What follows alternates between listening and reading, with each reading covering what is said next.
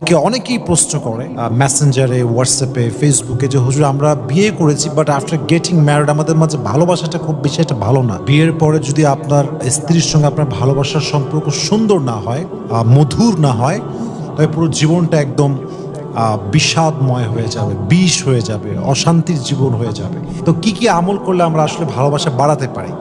আজকে আমি কিছু দোয়া শেখাবো, কিছু আমল শেখাবো, যে আমলগুলো করলে স্বামী স্ত্রীর মাঝে ভালোবাসা তৈরি করে দিবে। একজন আওয়াজ দিয়ে বলেন তিনি কে?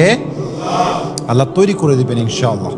এক নম্বর আমলটা হচ্ছে সবসময় একটি দোয়া পাঠ করবেন। দোয়াটা হচ্ছে সূরাতুল ফুরকানের ৭৪ নম্বর আয়াতটি হচ্ছে আল্লাহ তাআলা বলছেন, আমাদেরকে শেখাচ্ছেন দোয়াটা, রব্বানা হাব লানা মিন আজওয়াজিনা ওয়া যুররিয়াতিনা কুররাতা আ'য়ুন। দোয়াটার অর্থ হচ্ছে, হে আল্লাহ, আপনি আমাদের স্ত্রী এবং আমাদের সন্তানদেরকে আমাদের চক্ষু শীতলের কারণ বানান, আমাদের মানসিক শান্তির কারণ বানান, আমাদের হৃদয়ে জোড়ানোর কারণ বানান, আমাদের হৃদয়ের শান্তির কারণ বানান। সকলেই পড়েন আমিন। এই দোয়াটা শুধুমাত্র বিয়ের পরেই পড়বেন। The matter is not like that. কেউ যদি ভালো জীবন সঙ্গী পেতে চায়, ভালো জীবন সঙ্গিনী পেয়ে নিজের জীবনটাকে সুন্দর করতে চায়, সেও যদি এই দোয়াটা বারবার বারবার পাঠ করে, আল্লাহ তাআলা তাকে উত্তম জীবন সঙ্গিনী দান করে। পড়েন আমিন। তাহলে আমাদেরকে দোয়াটা বেশি বেশি পড়তে হবে। রব্বানা হাবলানা, আমার শেষে পড়েন, সকলে পড়েন, রব্বানা হাবলানা মিন আজওয়াজিনা ওয়া যুররিয়াতিনা কুররাতা আ'য়ুন। এই দোয়াটা যে ব্যক্তি বেশি বেশি পাঠ করবে তাকে আল্লাহ উত্তম জীবন সঙ্গী দান করবে। পাশাপাশি আল্লাহ তাআলা বিবাহিত জীবনে স্বামী এবং স্ত্রীর মাঝে ভালোবাসার বন্ধনকে আরো শক্ত করে দিবে। সুবহানাল্লাহ পড়ে। এই দোয়াটা কখন কখন পাঠ করতে পারেন? মনে করেন আপনি সেজদায় গিয়েছেন, সেজদায় গিয়ে দোয়াটা পাঠ করবেন। জুমার দিন এসে গিয়েছে, জুমার দিন হচ্ছে দোয়া কবুলের একটা বিশাল সুন্দর একটা মুহূর্ত। আপনি মাগরিবের নামাজের ঠিক আগ মুহূর্তে মসজিদে বসে গিয়ে এই দোয়াটা বেশি বেশি পাঠ করবেন। তাহাজ্জুদের সময় উঠে বেশি বেশি পাঠ করবেন। রমজান মাস আসলে বেশি বেশি পাঠ করবেন। দোয়া কবুলের যতগুলো ওয়ে আছে, যতগুলো সিস্টেমেটিক্যাল ওয়ে আছে, প্রত্যেকটা গুরুত্বপূর্ণ সময়ে আপনি এই দোয়াটা বেশি বেশি পাঠ করবেন। রাজি আছেন তো ইনশাআল্লাহ? Number 1 tips. নাম্বার 2, যদি স্বামী স্ত্রীর মাঝে ভালোবাসার বন্ধনকে আপনি শক্তিশালী করতে চান, 2 নম্বর যে আমলটা সেটা হচ্ছে খুবই গুরুত্বপূর্ণ, তাকওয়া নিয়ে আল্লাহর পথে চলা। আমি জিজ্ঞেস করছি, আমাকে উত্তর করবেন, তাকওয়া নিয়ে কার পথে চলা? আল্লাহর পথে চলা। কেন বললাম এই কথাটা? It's a very important message for everyone. হাদিসে এসেছে, যে ব্যক্তি আল্লাহর পথে চলে আল্লাহ তাকে ভালোবাসে। আল্লাহ তাকে কি বাসে? ভালোবাসে। এবার আসেন সহিহ বুখারীর বর্ণনা। আল্লাহর হাবিব বলেছেন সাল্লাল্লাহু আলাইহি ওয়াসাল্লাম, যখন আল্লাহ তাআলা কোন বান্দাকে ভালোবাসে, নাদা জিবরিল, তখন তিনি জিব্রাইলকে ডাকেন এবং ঘোষণা করেন, জিব্রাইল, আমি তাকে ভালোবাসি, তুমি পুরো পৃথিবীবাসীকে ঘোষণা করে দাও মানুষ যেন তাকে ভালোবাসে। সুবহানাল্লাহ পড়লেন না? এই যে ভালোবাসা, এটা কখন আসবে? যখন আপনার ভিতরে when you have the taqwa, when you have the fear of Lord, যখন আপনি আপনার রবকে ভালোবাসেন, আপনার রব আপনাকে ভালোবাসে। আর রব যখন কাউকে ভালোবাসে, পুরো পৃথিবীর সমস্ত মানুষের হৃদয়ে আল্লাহ তাআলা তার জন্য ভালোবাসা তৈরি করে দেয়। সুবহানাল্লাহ। তার মানে এটা নয় যে আপনাকে সবাই ভালোবাসবে। মুত্তাকি হলে সবাই সবাইকে ভালোবাসে না। হুজুরদেরকেও গালি দেয়, বাঙালি এরকম আছে না নাই? আপনি মুত্তাকি হইলেই যে আপনারা সবাই বাহবা দিবে, রেড কার্পেট রিসিপশন দিয়ে আপনাকে তাকবীর দিয়ে রিসিভ করবে, matter is actually not like that. যখন আপনাকে কেউ পরিপূর্ণ মুত্তাকি হওয়ার পরেও গালি দেয়, এটা বুঝতে হবে it's a test, it's exam from your Lord. এটা আল্লাহ আপনাকে পরীক্ষা করছে। পরীক্ষায় পাশ করলে আপনাকে সফলতার চূড়ান্ত পর্যায়ে আল্লাহ তাআলা পৌঁছে দিবেন। সুবহানাল্লাহ পড়েন। এজন্য স্বামী স্ত্রীর মাঝে ভালোবাসা তৈরি করতে চাইলে তাকওয়া রাখার দরকারটা আছে না নাই? 3 নম্বর যে আমলটা আপনার করতে হবে, এটা সবার জন্য, স্বামী স্ত্রী উভয়ের জন্য খুব সুন্দরভাবে এটা পালন করতে হবে।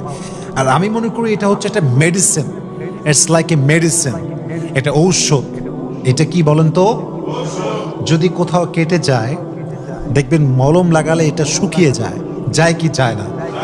স্বামী স্ত্রীর মাঝে যত আঘাত আছে, যত কষ্ট আছে, যত অভিমান আছে, এই সব কিছু ভাঙাবার মূল মন্ত্রটা হচ্ছে ওয়েল বিহেভিয়ার, সুন্দর ব্যবহার। সুবহানাল্লাহ পড়েন। কোরআনে আল্লাহ তাআলা বলেছেন ওয়াশিরুহুন্না বিল মারুফ, স্বামীর সঙ্গে স্ত্রী, স্বামীর সঙ্গে স্ত্রী, স্ত্রীর সঙ্গে স্বামী ভালোবাসার সম্পর্ক এবং সুন্দর সম্পর্ক রাখা দরকার আছে না নাই?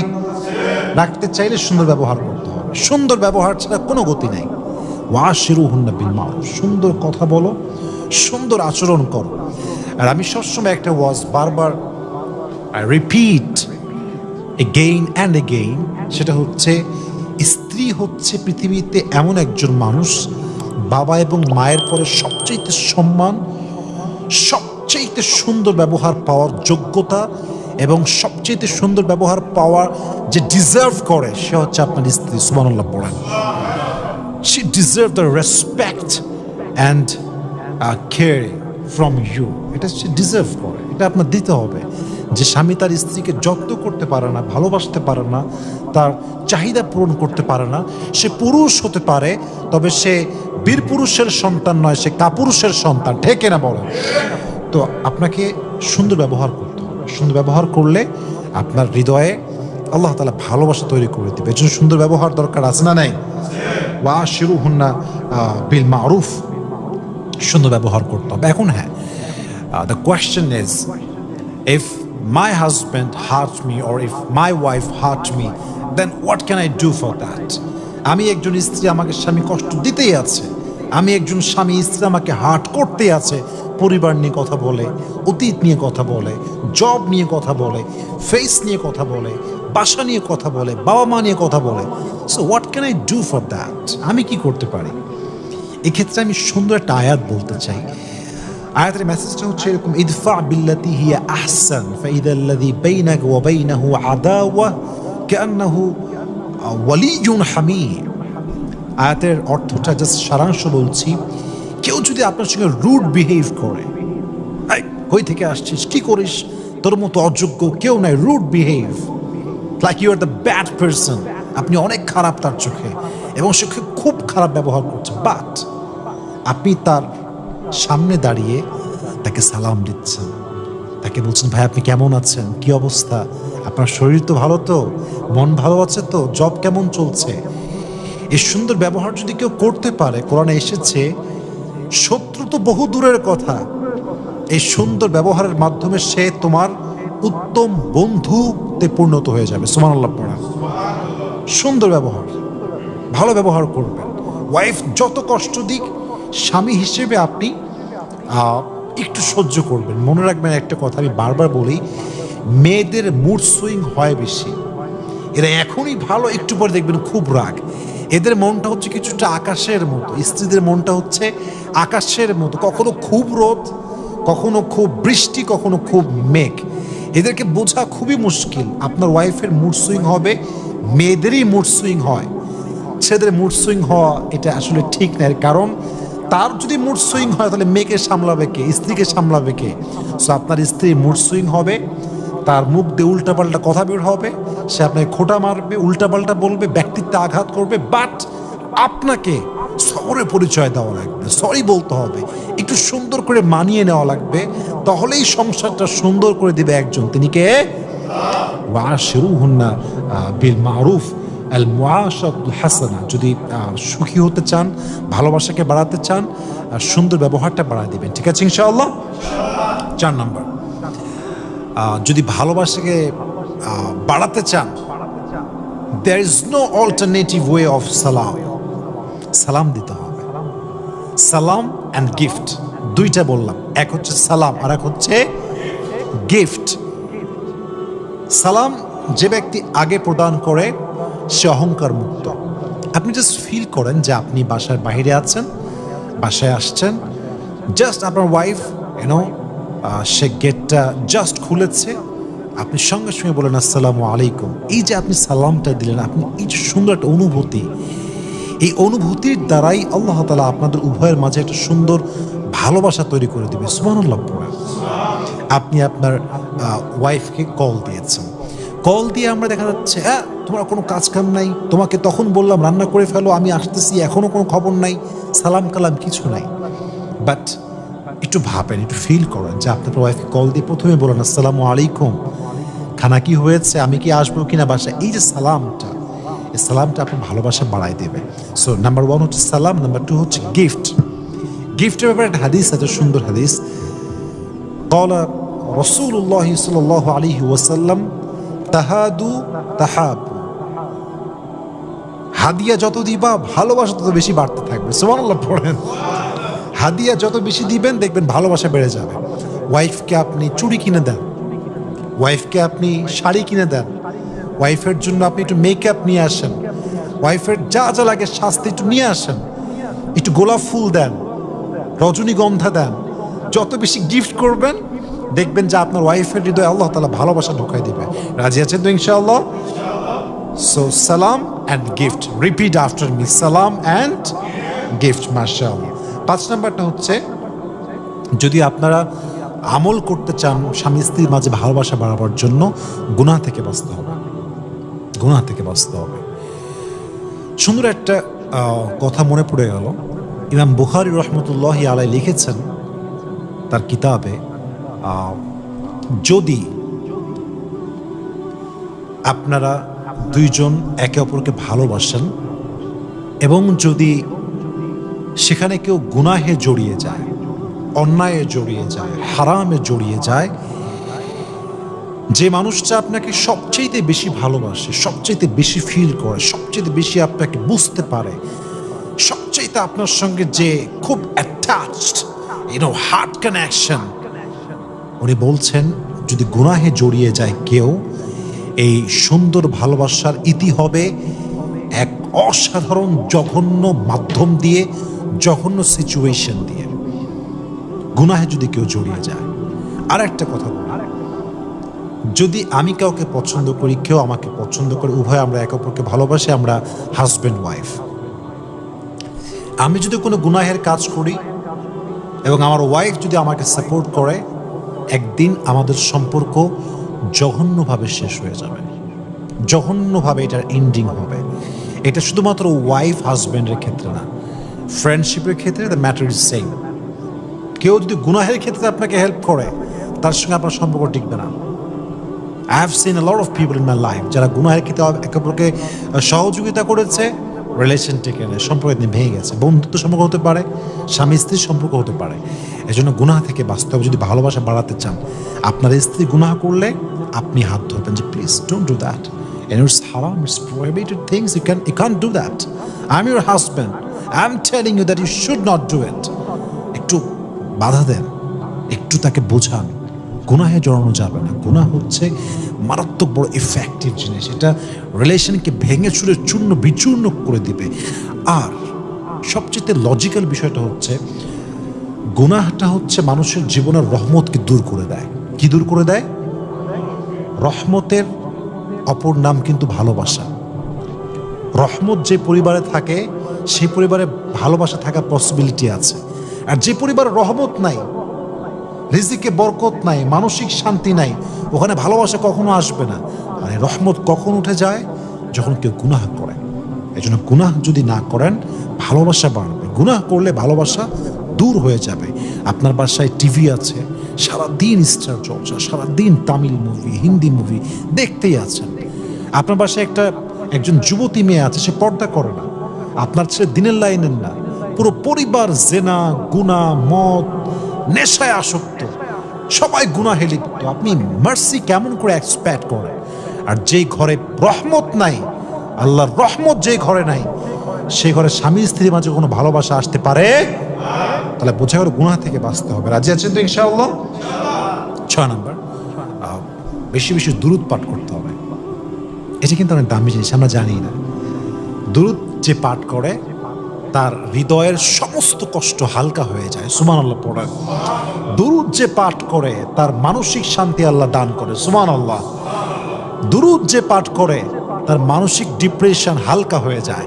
আর দুরূদ যে পাঠ করে স্বামী এবং স্ত্রীর মাঝে আল্লাহ তাআলা একটা সুন্দর ভালোবাসা তৈরি করে দেয়। সুবহানাল্লাহ পড়েন। দুরূদ শরীফ পাঠ করবেন তো ইনশাআল্লাহ। আচ্ছা, যদি বড় দুরূদ শরীফ পাঠ নাও করতে পারেন, শুধু এতটুকু পড়বেন, আমার সঙ্গে সকলেই পড়েন সাল্লাল্লাহু আলাইহি ওয়াসাল্লাম। এই ছোট্ট সাল্লাল্লাহু আলাইহি ওয়াসাল্লাম এতটুকু দুরূদ পড়লে এনাফ। এই দুরূদটা বেশি বেশি পাঠ করবেন তো ইনশাআল্লাহ। And last and final, and this is the, I think, most important tips that I have learned from Maulana Tariq Jamil. নাম শুনেছেন আপনারা সবাই? From Pakistan, the most motivational speaker ever in the world. I think he's the most famous person. As an Islamic scholar, তাকে আমি দেখেছি খুব broad minded এবং খুবই রোম্যান্টিক এবং খুব সুন্দর ম্যাচিউরড পার্সন। উনি বললেন যে এক যুবক, সুন্দর একটা ঘটনা আর কি, এক যুবক তারিক জামিলের কাছে আসছে, এসে বলছে তারিক জামিল সাহেব মুঝে আপসে এক সওয়াল করনা है, একটা প্রশ্ন আছে। तारिक जमील बोले जी बेटा पूछो क्या सवाल है। तो कहा कि मैं अपनी बीवी को कैसे कंट्रोल करूं, मैं उसे कंट्रोल करना चाहता हूं और मोहब्बत को बढ़ाना चाहता हूं, लेकिन ये नहीं होता है, कभी भी नहीं होता है। And I have tried my best, but you know it's never ever happened. আমি পারি না আমার ওয়াইফকে কন্ট্রোল করতে, খুশি করতে, ভালোবাসতে। কি করতে পারি আপনি আমাকে একটু শিখাই দেন। তো তারিক জামিল মজা করে একটা আমল শিখাই দিলেন। তিনি শেখালেন যে जब तुम लोग दस्तरखान में खाने के लिए बैठो, तो जब तुम एक लुकमा खा रहे हो, उस एक लुकमे को तुम खुद ना खा के अपनी वाइफ के मुंह में डाल दो। উনি বললেন যখন তুমি ভাত খাচ্ছ, একটা লোকমা উঠিয়েছো খাওয়ার জন্য, তুমি ওইটা নিজে না খেয়ে তোমার ওয়াইফের মুখে নিজে খাওয়াই দাও, নিজে ধরে খাওয়াই দাও। তো এটা বলার পরে সে চলে গেছে ট্রাই করার জন্য। কয়েকদিন পরে আবার আসছে, তো বলছে হুজুর আপনি কেমন আছেন? হুজুর বলছে আমি তো ভালো আছি। अच्छा তোমাকে যে আমি বলেছিলাম যে अगर तुम मोहब्बत को बढ़ाना चाहते हो तो फिर अपनी बीवी को एक लुकमा दिया करो, तो क्या तुमने उस लुकमे को अपनी बीवी के मुख में दिया था? तो उसने कहा कि मैं नहीं कर सकता, ये मुझे शर्म आती है, লজ্জা লাগে, আমি পারবো না, এটা আমার দ্বারা সম্ভব না যে আমি একটু খাওয়াই দিব রে, সারাদিন ঝগড়া করি আর এক লোকমা মুখে ভাত কেমনে দিব, আমার লজ্জা, আমি পারবো না এটা। তার জন্য বেওকুফ যাও পেহলে और ट्राई करके देखो क्या होता है। तो সে যুবকটা গেছে, যার পরে কয়েকদিন পরে আবার ফেরত আসছে। तो बोलते हुजूर बोलते तुमने ट्राई किया था जो मैंने तुम्हें बताया था, क्या तुमने वो किया था? तो बोलते যে हाँ मैंने किया था, আমি একটা লোকমা আমার বউয়ের মুখে দিয়েছিলাম। तो बोलते फिर क्या हुआ बताओ? तो बोलते যে हुजूर मैंने जब उस लुकमे को उसके मुंह में दिया तो वो उसके मुंह जो है वो खुला का खुला रह गया, वो ऐसे ही खुला रह गया, করে হা করে তাকায় আছে আমার দিকে। तो मैंने पूछा क्या हुआ तुझे, तू ऐसे ये मुंह खुला करके क्यों बैठा है? তো উনি বলতেছে যে আমার বউ বললো যে এটা তুমি কারোর থেকে শিখে আসছো, এটা অসম্ভব যে তুমি এটা নিজে থেকে করেছো, হতেই পারে না, তোমাকে কেউ না কেউ অবশ্যই বুদ্ধি দিয়েছে, কে তার নাম বলো। তো বলছে যে আমাকে তারিক জামিল সাহেব বলেছে যে এই কাজটা আমি করি তাহলে আমাকে তুমি ভালোবাসবা। তো সে এসে বললো যে হুজুর ওই যে লোকমা আমি খাওয়াই দিয়েছি এক লোকমা, তারপর থেকে আমার ওয়াইফ আমাকে এত বেশি ভালোবাসতে শুরু করেছে যেটা আমি কখনো আশাই করি নাই। সুবহানাল্লাহ পড়েন। এবং হাদিসে এসেছে নবীজি মাঝে মাঝে আয়েশা রাদিয়াল্লাহু তাআলা আনহার মুখে ভাত লোকমা তুলে খাওয়াই দিতেন, মাঝে মাঝে রুটি খাওয়াই দিতেন। এবং হাদিস এটাও এসেছে যে আয়েশা রাদিয়াল্লাহু তাআলা আনহা যেখান থেকে পানি পান করতেন সেখান থেকে নবীজি পানি পান করতেন, ওই একই জায়গার থেকে মুখ লাগিয়ে পানি পান করতেন। লাভ প্রকাশ করা, ভালোবাসা প্রকাশ করা। এর জন্য ট্রাই করবেন নিজের স্ত্রীর মুখে মাঝে মাঝে ভাত তুলে খাওয়াই দেওয়া। এটা করলে দেখবেন আপনাদের ভালোবাসা বাড়াই দিবে। একজন আওয়াজ দিয়ে বলেন তিনি কে? আমরা রিপিট করে নেই কি কি আমরা শিখেছি আজকে। এটা দোয়া পাঠ করতে হবে, সকলেই পাঠ করেন। রব্বানা হাব লানা মিন আজওয়াজিনা ওয়া যুররিয়াতিনা কুররাতা আ'য়ুন ওয়াজআলনা লিলমুত্তাকিনা ইমামা। এই দোয়াটা বেশি বেশি পাঠ করবেন তো ইনশাআল্লাহ। সূরা ফুরকানের ৭৪ নম্বর আয়াত। ২ নম্বর হচ্ছে যদি স্বামী স্ত্রীর ভালোবাসাকে বাড়াতে চান, তাকওয়া। You have to be muttaqi. You must have to be the muttaqi. And you need to belong a personality which is, like a Prophet Muhammad sallallahu alaihi wasallam. যদি আপনি নবীর আদর্শ অনুযায়ী জীবন চালাতে পারেন এবং যদি মুত্তাকি হতে পারেন, তাহলে আপনার বিবাহিত জীবনে ভালোবাসা ঢুকাই দিবে কে? ৩ নম্বর হচ্ছে আল মুআশারাতুল হাসানা, সুন্দর ব্যবহার, ভালো ব্যবহার করতে হবে।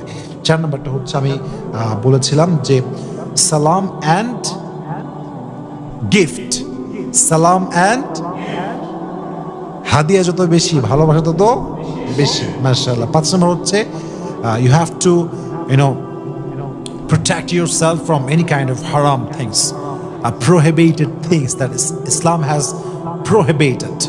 ইসলামের যত হারাম কাজ আছে সমস্ত গুনাহের থেকে, অন্যায় থেকে বাঁচতে হবে। রাজি আছেন তো ইনশাআল্লাহ?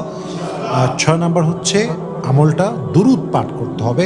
সকলেই পড়েন সাল্লাল্লাহু আলাইহি ওয়াসাল্লাম, অথবা দুরূদ ইব্রাহিম পড়বেন, যেটা নামাজে আপনি পড়ান। লাস্ট অ্যান্ড ফাইনাল, মাঝে মাঝে যখন খেতে বসেছেন ওয়াইফের সঙ্গে, এক লোকমা বউকে খাওয়াই দেন, এতে করে ভালোবাসা বেড়ে যাবে।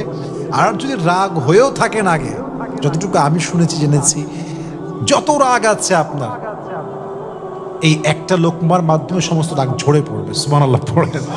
আল্লাহ আমাদের সবাইকে এই 7টা আমল যে বললাম, আমাদের যুবক ভাইদেরকে, প্রত্যেকটা স্বামীকে আল্লাহ তাআলা প্রত্যেকটা স্ত্রীকে আমল করার তৌফিক দান করুন। সকলেই পড়েন আমিন। ওয়া আখির দাওয়ানা আলহামদুলিল্লাহি রাব্বিল আলামিন। আসসালামু আলাইকুম।